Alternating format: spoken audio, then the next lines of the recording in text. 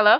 Hey, girl. Hey guys, welcome back. It's your girls, Miss B and Keita. It's the 415 What podcast. the? What up with y'all? Bro, this thing just really paused What was out. that? The whole loud sound that you just heard was Keita's side. We only been doing this 25 times. She still ain't got her it is. mic My together. mic is together. The whole thing's just paused. Like he just blanked out. You heard me say, what the? Oh, okay, whatever. Well, now that we got that over with, episode 25, R. Kelly and his feelings. We talked about last week, episode 24. What was it? What was it? Get your shit together or something like that? Step up. Yeah, it's the same difference.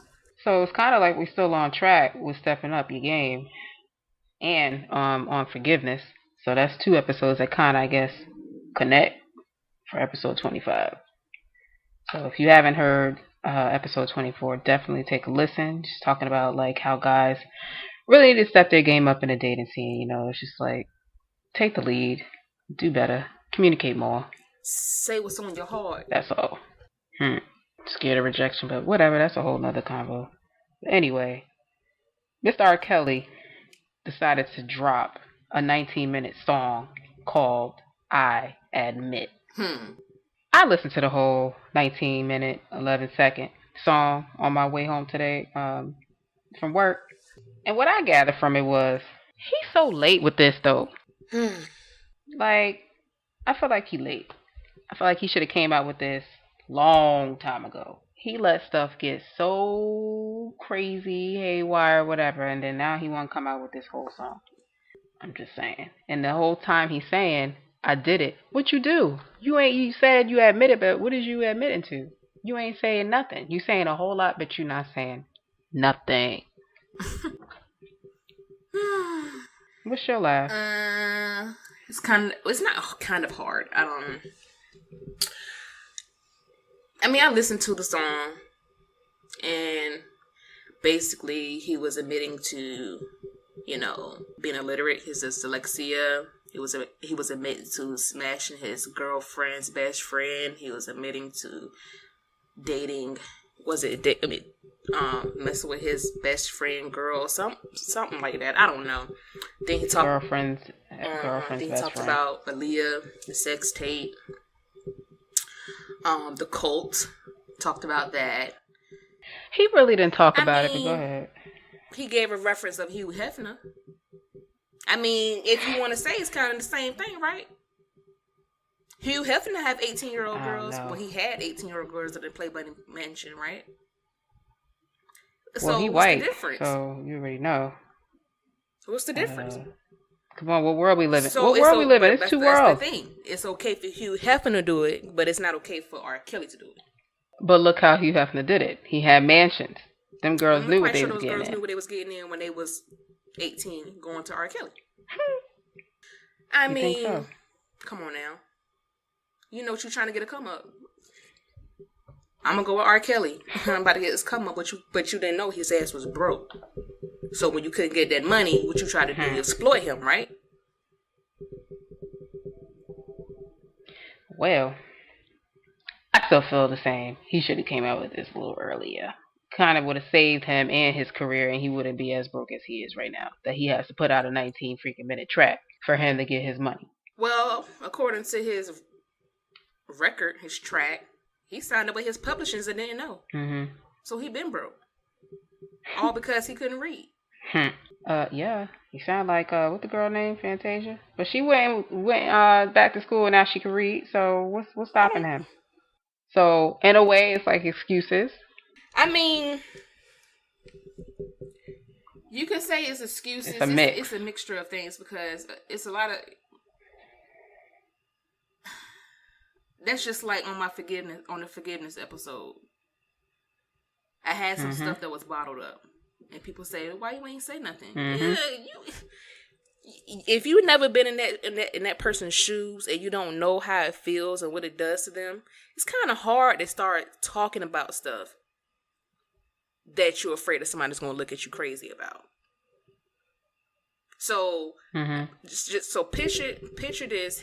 And not saying I'm giving them a pass or whatever, but you a young child, you being molested by somebody for years until you're 14 years old, and you're keeping this in for years. So just imagine how much stuff he has bottled up inside of him. On top of not being able to concentrate in school, I'm quite sure. Young age, can't concentrate. All this crap is going on. Now look, now you got a talent. You discover your talent. That nobody want to listen to. They're still going to listen, but people listen today, so can't say that. But now you have so now you have this talent. Now you're trying to come, get this fame and fortune, but you also have this dark secret. Dark secret is kind of like, eating away at you. So now you're trying to control it. Well, other bit way to control it, get back at those that got you, right? I'm just saying, you never know what's going on in people's head when they're going through that situation. And not saying that it's an excuse or whatever, but majority of the time, that's just some situations that happen, which is messed up. This man is broken. He is a broken man. Broken boy.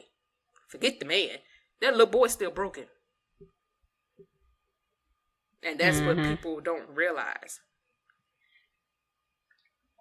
Again, if he would have came out with this earlier, I feel like he would have got a little bit more support. It's like, how can I put it?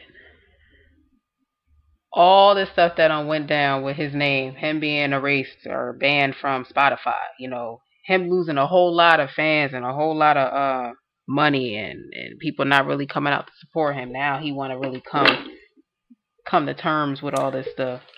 Definitely would have helped him had he talked about it. But I feel like you can't really tell somebody when to tell their truth.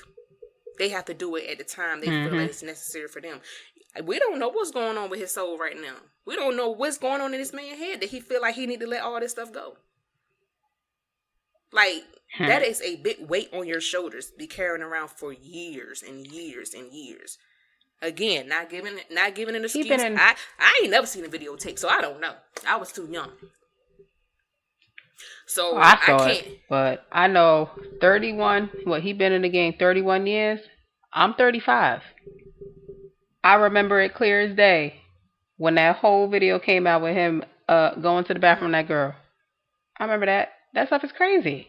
And as a teen, because I was a teen at that time, seeing that, oh shoot. Yeah, But when he said, no, I was gonna say I'd never seen it, so I wouldn't know. Yeah, when he said, "What's the definition of a cult? What's the definition of a sex slave? Go to the dictionary, look it up, let me know. I'll be here waiting." Bruh. So you telling everybody to go to the dictionary, you're going to be there waiting. Okay. I don't know. He just need to do, I don't know. I can't wrap my head around it. I listened to it. At one point I was like, oh, I feel sorry. Then another part was like, wait a minute. You coming up with a whole lot of excuses. Who's to say it's an excuse? That's what I'm saying. This is this man's truth. And this is the problem. And again, I'm not giving him a leeway. This is his truth. So if he comes out with his truth and he's letting everybody know, it's like, oh, that's just an excuse. Why you ain't said nothing before? Like, the heck? You can't tell somebody when it's appropriate for them to come out with their truth. I guess. Like, you have to build up to that.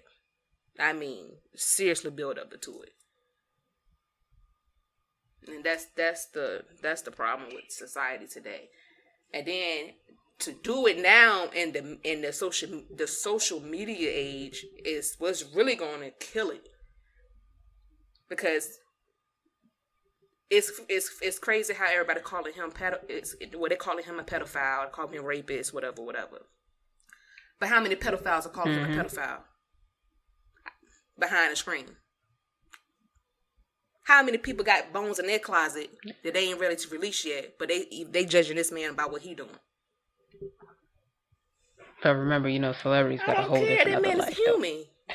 He bleed the same way I bleed. Yeah, that's what he's saying. Yeah, I mean, look at what they did to Chris Brown. Same stuff. Same. That's what I'm. Ain't never gonna let it rest. Hell, So, if Chris Brown snap his fingers wrong, they gonna be like, oh, he tried to abuse her by snapping his fingers. Like, you really, I don't know. People don't stop knocking on his wall downstairs, I'm gonna go downstairs. So then he goes, I admit it. I love Steve Harvey, John Legend, and Tom Joyner. They're doing good in their lives right now. Why would they want to tear another brother down? So I'm waiting on what Steve Harvey got to say. Because he's going to say something. And Tom Joyner ain't going to hold back. John Legend might just be like, whatever, and keep it moving. But Steve Harvey going to have words, and I want to know what he's going to say. I really want to know what he said for him to get put in this song. Same with Tom Joyner. I guess because they're from Chicago. No, Steve ain't from Chicago. He from Cleveland. He from Cleveland. Steve from a whole lot of places. He claimed every place. He claimed Steve everything. From Cleveland. Maybe he lived there. Was on the radio then. But what he saying? But then he said, I think he said, God don't know me, or I don't know God, or something he said. When I saw that, I was like, what? I thought he said, God know me. That's what I thought he said. I admit I love God, but wait, it's so much temptation, but wait, and mental, the drinking and smoking too much. The devil, he said something about the devil too. The devil been talking to me, or something like that. Drinking. Trying to read the lyrics, y'all. Then he said, turn the world against me, but only God can mute me. Against me, mute me. Then he talked about him having to fire people, hiring new people. He admitted those people that he fired was crooked. Then he said, I admit that I don't own my music. He said that he admits that I wrote on my music. But where's that part when he said, and I don't think God's hands is on me. I'm going to make it out this mess. No weapon formed against me shall prosper, not claiming the storm's over. I don't know, man. I'm just saying, when you have a lot of, bruh, when you have a lot of stuff stored and balled up in your, carrying around you like that, until you in that situation, and not saying that you got to be in the same situation as R. Kelly, but until you in a situation when you carrying around so much crap for so many years, and you got to finally let that go. It's like, I'm quite sure he put it out. He had to have known that people was going to say what they was going to say today or last night when it came out. You knew the backlash that you was going to get when the song was coming out. So when you get to that point, it's like, I don't care. I got to let it out. I don't even know if he cared what people was going to say, because he already know his name is always in people's mouths anyway. But then again, people stopped talking about him. So maybe he wanted people to have his name in his mouth again. Who knows? In their mouth again. People started, like, I think, when did that Spotify thing happen? Was that earlier this year? A couple months. It's like a month ago. But no, because they pulled it off Spotify, but he was still trending on other streaming outlets. So Spotify really didn't do anything. Spotify, I'm gonna take you off, but then other people started streaming his music still. So you can't say, oh, ain't nobody listen to R. Kelly. Yeah, right. People are still listening to R. Kelly. I didn't say listening to R. Kelly. I said talking about him and bringing up all this stuff. So maybe he wanted to put himself out there again to stir up some more talk. I don't see it like that. And only because I did what I did the other day, I don't see it like that. I see it as this is a release. Whether I don't. It could be that too. Release, and people may say, why you had to put put it out 19 minutes. Why you had to put it out like that? Because that's what he wanted to do. This is the way that he expresses himself. He expresses himself in his music. He is a great, awesome storyteller. We all know that about R. Kelly. So the only way for him to tell his story the way he wants to is what he always do. Put it in music every time. So. Somebody said it's almost scary how much R. Kelly talks about God, faith, and anointing in that song. So much of black men's understanding and articulation of their faith and relationship with God is rooted in black girl women pain. Why is it strange and scary that he talks about God? I'm confused. Strange because of the allegations out there. Like, you gonna scream God this, God that, faith this, you anointed to do this. I guess that lady, his stepmom, Miss McGlynn or whatever her name was, said, you got anointing on you. So he tried to say, and who said he don't? You know, was it Saul turned into Paul? Paul turned into Saul? He had an anointing on him, didn't he? David had an anointing on him too, right? And he committed adultery. He killed the man for his wife. I'm just saying, like, what the heck? Like, so you mean to tell me I can't, if I do something wrong, I can't still look at God and be like, I need help. Something's wrong. I'm supposed to turn away from God because I have an issue. No, I'm not saying turn away from God. I think what this girl was trying to say is something to the effect of, I guess, in that song, saying something about forgiving himself. But again, he ain't meant to nothing. He admit to everything else but the thing that everybody was waiting on. But he never said he did anything with underage girls. That's the thing. That's what people are forgetting. He never said I had sex with underage girls. All these girls were probably 18 and above. Did y'all bring in Aaliyah? Won't she 15? Won't she underage? Just saying. He only said when that guy brought his daughter up on there that she was of age. So that's what I'm saying. It's like a cliffhanger. You giving part of the story and not all. And that's, I think, why people have a lot of negative stuff to say about it. Had he said, you know what, that one time I did F up, I did, and I feel bad about it, I should have never did that. I think he did say something like that reaction. In one of these verses. I fucked up. He did say something like that. I don't know. Because as much as I done listened to it and fast forward and rewind it, that's what I was looking for. I think that's why when you go on Twitter, not one person said anything positive about it. It's all negative. So everybody feeling the same way. And it's like mainly women out here. It's funny because most women are like, oh, I hate this. I don't want to talk to him. I don't want to listen to his music. But then most women are like, oh, I love me some R. Kelly. Yeah, because he the one to get you in the mood. That's why all his music like that. But it's kind of like going back to the Chris Brown thing. People didn't stop listening to his music because of what he did. They kind of separated the artist from the personal. But with R. Kelly, man, because of what he sings about in his music is why people can't separate the two. That's what I'm saying. He always talking about sex. Always, man. I mean, now we know what happened when he was younger. I can see why. So, whoever that family member is, only he and that person know. He ain't say if it was female or male. So, what else they saying on here? Somebody said, you a fan of R. Kelly? You want to help R. Kelly? Then get some counseling for R. Kelly. Introduce him to some older women. Hide his camcorder. But don't pretend like the man is a hero. And stop the damn dancing. Act like you got some sense, people. Then somebody try to be funny. R. Kelly, Floyd Mayweather, and Fantasia walk into a library. It's not funny, yo. It's not funny because it's sad for everybody. For everybody's situation, it's sad. Like I said, I'm no way condoning his actions or what he did. I don't have the tape. I never seen the tape. Don't want to see the damn tape. But at the end of the day, when a man is releasing all his issues out into the world, you gotta let that man do that. Because at one day, you gonna be on the other side, and you gonna want your story heard, and everybody's gonna be like, "Oh, that's nothing but an excuse. I don't want to hear that shit." Fuck your feelings, basically. I mean, this is a tough one though. It's tough, but given all the years since he been in and out the news. So that's what I'm saying, why people feel the way they feel.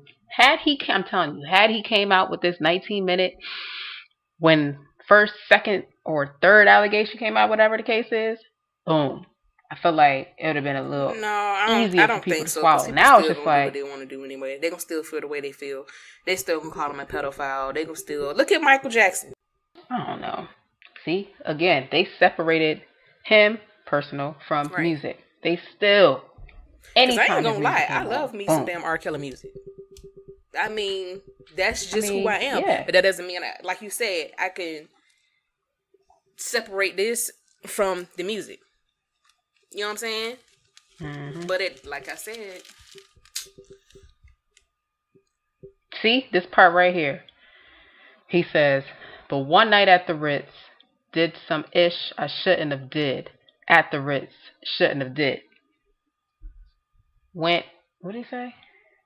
Went and F'd his homeboys be. I admit that I did. I did it. I F'd my girlfriend's best friend. So, I think all the stuff that he's done over the years, dirt wise, whatever hurt him as a child, hurt him as a man. He just letting it all out there. Cause think about it, his two homes. Like when he lost his home in freaking Atlanta. Mm-hmm. So people probably looking at him like, how the hell you R. Kelly? How you lose your home? Cause you ain't got no money. You ain't got no money because of all the stuff that you've been doing. He ain't got no rights to his music. He just said, I'm a broke ass legend.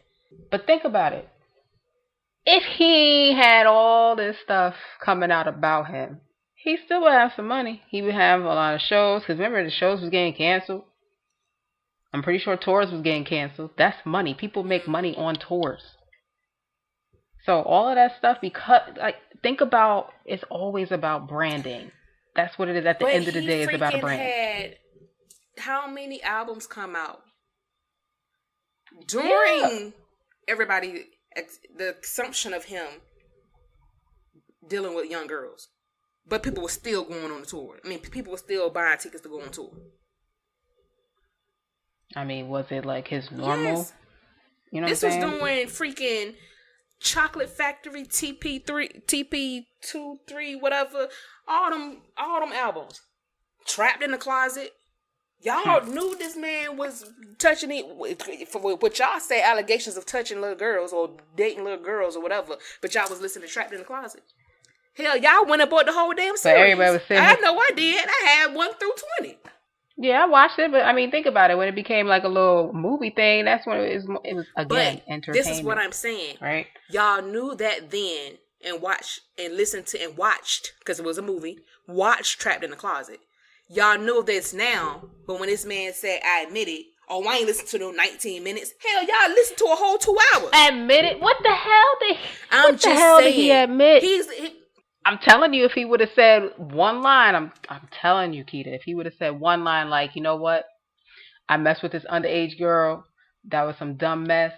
I shouldn't have did that. I guarantee people would not be talking that much negative about. This is the day of social media. When are they not talking negative about anybody? Hell, they talk negative about the girl Tokyo on freaking Love and Hip Hop because she dating somebody and they gonna ask him, oh, why you want to talk to her? Well, you can get anybody else. Why would you want to date her? Because she's a plus size girl. They talk negative about that. Hell, they could talk negative about me if my damn hair's in a bonnet on my Instagram.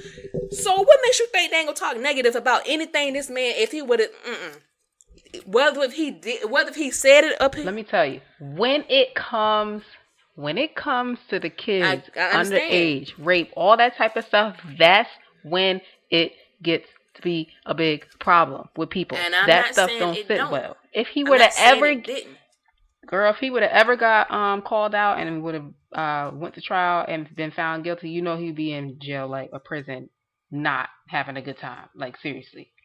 People was about, you know how they do. Yeah. They don't take that stuff lightly. What? And I'm not saying... You saw he said he had 23 lawyers. Yes, he did. 23. And I'm not saying it's not a big deal. What I'm saying is, I'm saying, okay, when you're saying if he would have came out and said if I fucked up, I messed with this underage girl, they won't be talking negative. They would be talking negative regardless.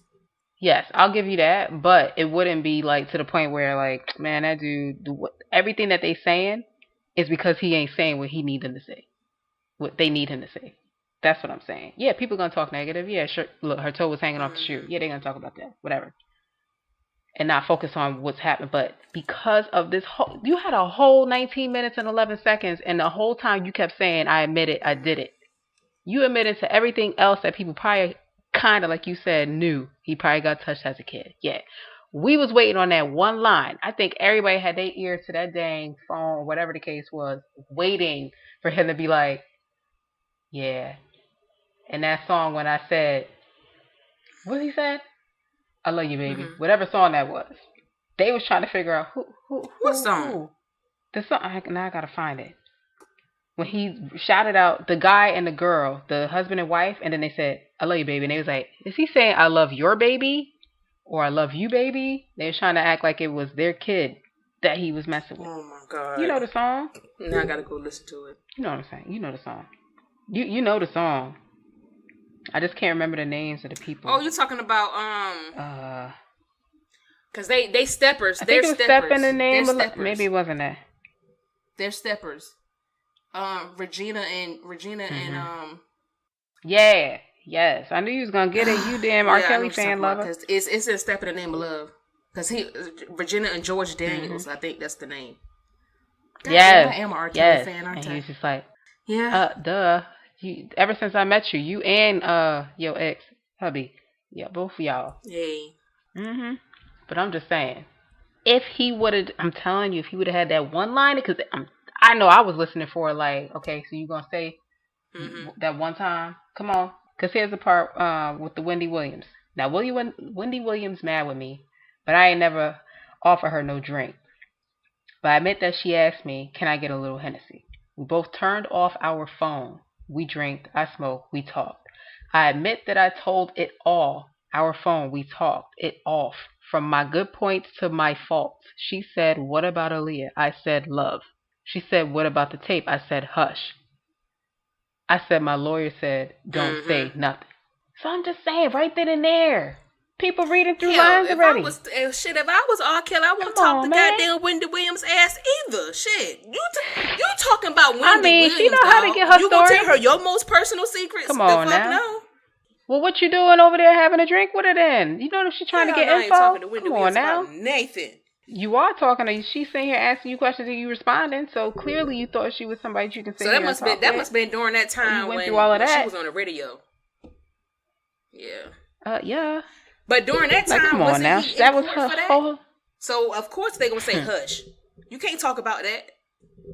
No, he's saying when she asked a question, he responded love and hush, and then he said, "My lawyer said don't say nothing." If you in court, so everybody reading through that love and reading through that hush. If you in court for something, you can't really discuss the stuff. I get that, but come on now, everybody can read between the lines. Just saying. So, yeah. R. Kelly.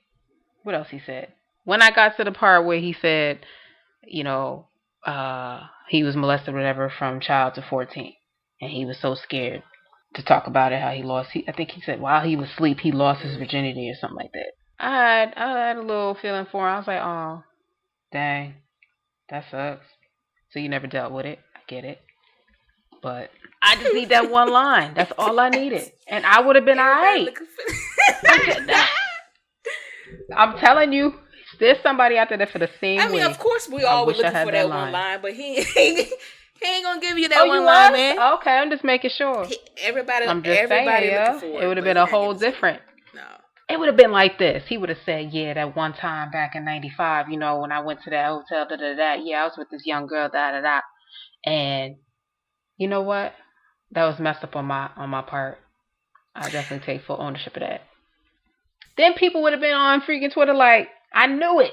Finally. He finally came to terms. He said that, Jay. Finally. And they ain't going about their business. They going to sit here and talk about this man forever because he's still hiding behind and not saying everything. But at the end of the day, you done spent the whole 19 minutes, 11 seconds. R. Kelly is still an artist and knows how to write his shit. You understand me? So if anybody, you got to... Well... Writer... Well, maybe he can spell and stuff now. Maybe I'm not saying I don't know, but has he ever needed to know how to spell and write to make hits?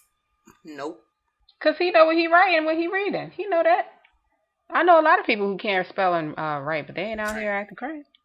So I'm just saying, R. Kelly, if you're listening, give me the one line. Give us the one line. You're so crazy. In the back of my head, I was like, R. Kelly must have listened to our forgiveness episode, and he wanted to come out with his. Just saying. I'm just saying. Listen to that one. Look, call it the one line because everybody waiting on it. You ain't got to look. You ain't got to commit to everything, but like that one line, just one. That's all. I don't think nobody's good getting money. That. Because nope. stuff is. That's why everybody's gonna keep reading between the lines. I'm not gonna incriminate. Yeah. I'm not gonna incriminate and then I want to see. If I tell you, if somebody accused me of robbing a goddamn bank, you think I'm gonna say, yeah, I was at the bank, walked away with stacks? Well, yeah, because you smart. You already put it out there. People do this. They do it now, just like they did with the guy in the Bronx Kid. They had somebody was recording the whole thing. What you thought you were? The boy, the 15-year-old that got stabbed to death in freaking Bronx. People stupid. They reckless because they young and they not. They not. They whatever. I'm just saying. R. Kelly, get that one line. Quit playing. That's all we got. It's episode 25. Get into it. It's the 415 podcast. It's your girls. Miss B and Keita. You already know. Keita, where can they find us? Stitcher, iTunes, Google Play, TuneIn. And you can hit us up on the 415 pod at the 415 pod on Instagram. And you can send us an email at the 415 pod@gmail.com. We only been doing this for 25 episodes and she still can't get the last it ain't there all the time. And that's the truth. Lord. Thank y'all for listening. Very much.